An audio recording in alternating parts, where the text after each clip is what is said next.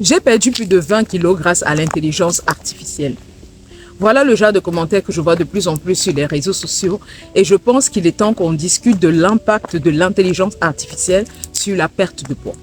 Jour 22 de mon challenge Marche pour la santé. Pendant 5 mois, je marche 3 fois par semaine, 1 heure minimum à chaque séance.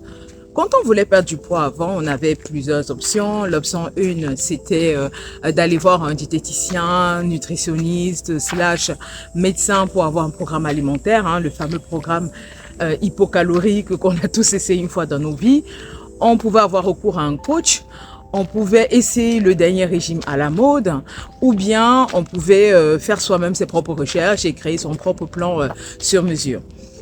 Alors pour les deux premiers cas, donc c'est-à-dire le diététicien, médecin ou bien le coach, alors l'IA aura un impact mesuré dans le sens où, alors oui, tu peux grâce à l'IA te faire un programme hypocalorique comme ce que la nutritionniste pouvait te donner, etc., très personnalisé.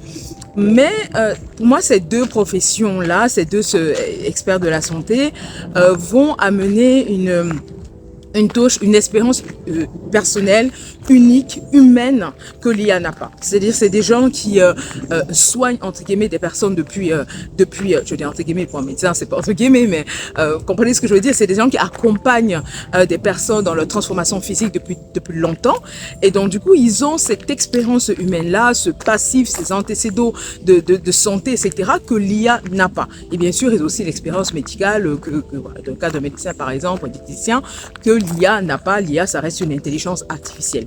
Donc, c'est pour ça que je dis que l'impact sur ces deux points-là, donc le diététicien, médecin, coach, etc., même un coach, voilà, accompagne des personnes aussi, etc., depuis des années, l'expérience humaine.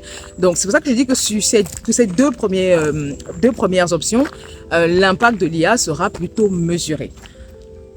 Pour le dernier point, donc notamment faire ses recherches par soi-même et puis se créer un plan personnel, alors l'IA fera une révolution totale, quoi. Je veux dire, fait déjà une révolution totale. Je veux dire, aujourd'hui, l'IA peut te créer le plan sur mesure par rapport à tes objectifs, par rapport à la diète que tu veux faire, quelle est la diète alimentaire que tu veux suivre.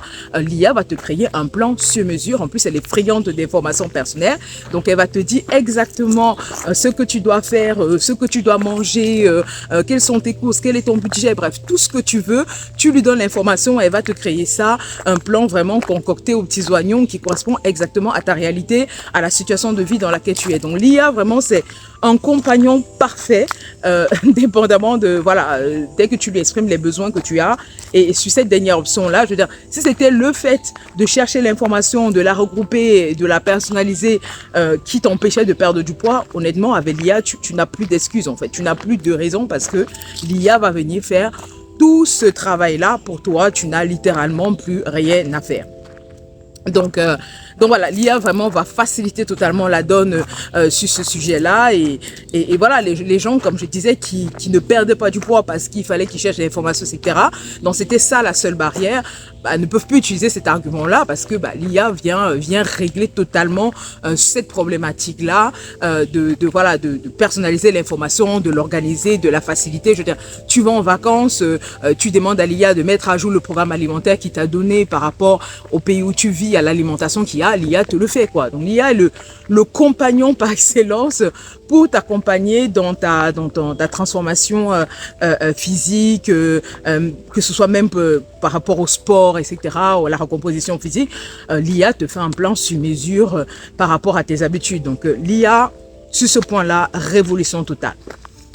Mais où je pense que les limites pour moi de l'IA et où je pense que l'IA ne vient pas régler un problème qui existait déjà, c'est que l'IA ne vient pas changer nos habitudes. L'IA ne vient pas changer nos comportements. Et la perte de poids, la transformation physique est avant tout une question de changement d'habitude, de changement de comportement. C'est essentiellement ça. Parce que l'IA ne vient pas nous donner une information qui n'existe pas. L'IA ne vient pas nous donner une information qu'elle a inventée, nouvelle. L'IA prend les informations déjà existantes et la travaille, l'organise, etc. La personnalise. Mais c'est une information qui existe déjà et qu'elle ne crée pas, qu'elle n'invente pas. Et donc, les gens n'avaient pas de la difficulté a perdu du poids parce qu'il n'avait pas l'information. L'information était déjà là pour celui qui voulait la trouver, la chercher. Donc, le problème, en fait, c'est ce que les gens font de cette information-là et comment les gens exécutent cette information-là. Par exemple, je disais, l'IA, oui, va te créer un plan sur mesure, détaillé, etc. Mais les menus que l'IA va te créer, il faudrait que tu les cuisines, il faudrait que tu les manges. L'IA ne viendra pas manger à ta place. L'IA ne viendra pas t'obliger de choisir une pomme au lieu de ta pizza qui te donne envie. C'est-à-dire la décision finale, la transformation finale, elle t'incombe toujours. Et ça, l'IA ne vient pas changer ça. Et c'est ça le problème fondamental de la société dans laquelle on est. On n'est pas obèse parce qu'on manque d'informations. Je veux dire, aujourd'hui, même on a trop d'informations. On se plaint même de toutes les informations contradictoires qu'on a. Donc, ce n'est pas le manque d'informations. Le manque d'informations n'a jamais été le problème. Et comme je disais, l'IA ne vient pas créer une information qui n'existe pas. Le problème de base, qui a toujours été là, c'est adopter ces habitudes saines-là, qui a toujours été le challenge. Et c'est pour ça que j'avais écouté une fois quelqu'un dire quelque chose qui m'a beaucoup fait rire, c'est que, en fait, c'est pas une IA dont on a tant besoin aujourd'hui, c'est que ce soit une intelligence artificielle ou je ne sais quoi, qui a la capacité de nous faire changer nos habitudes. Et c'est profondément ça. S'il y avait quelque chose qui avait la capacité de nous injecter, de nous faire adopter des habitudes saines, mais ce que on s'en portera mieux, quoi. Ne serait-ce qu'au niveau de la santé, les indicateurs positifs seraient en croissance, en fait. Et c'est ça le vrai problème. C'est changer nos habitudes qui est le vrai défi. Et l'IA ne vient pas régler ça. La deuxième chose que l'IA ne vient pas régler, c'est l'environnement obésogène dans lequel nous sommes. On est dans un environnement qui nous rend obèses. Ça, c'est une réalité. On est dans un environnement où tout est fait pour qu'on ait accès à la junk bouffe. C'est celle qui est la moins chère. Je veux dire, aujourd'hui, manger biologique, des produits cultivés dans des bonnes conditions coûte beaucoup plus cher que d'aller acheter quelque chose qui a été cultivé avec des pesticides, etc. Manger de la viande nourrie à l'herbe coûte beaucoup plus cher que d'aller manger celle qui a été engraissée aux céréales, quoi. C'est ça la vérité. Tous les moments de sociabilisation se font autour de la junk bouffe. On est en été, les terrasses, je ne vois pas des gens boire de l'eau, hein. C'est de l'alcool, c'est la bière. On sort d'une Coupe du Monde de football. Quand on dit Coupe du Monde de football, pizza, bière, etc. Genre que tous les moments de socialisation se font autour de la junk bouffe. Et ça, l'IA ne vient pas t'injecter cette habitude qui va te permettre de pouvoir résister à tout ça. Parce que c'est littéralement ça aujourd'hui la société dans laquelle on vit. C'est résister à toutes ces choses-là qui ne te donnent qu'envie. Et en plus, on t'encourage même, allez, vas-y, une petite part de pizza, ça va pas te tuer. Allez, aujourd'hui, fais-toi plaisir, etc. Et même être quelqu'un qui fait très attention à sa santé, c'est devenu être quelqu'un de marginal, quoi.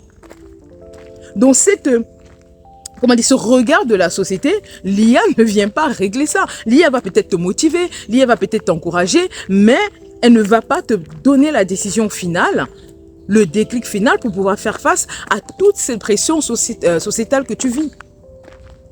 L'IA, ce n'est pas celle qui va venir te motiver à te lever un dimanche matin en plein hiver, il fait moins 20 degrés, moins 30 degrés, pour aller faire ta séance du bas du corps où pendant 2-3 jours, le lendemain, tu vas souffrir comme jamais. L'IA ne va pas venir te forcer à aller la faire. C'est toi qui vas prendre la décision finale de le faire. Et c'est fondamentalement ces petits changements que tu fais qui vont amener les changements. C'est vraiment par là que ça passe.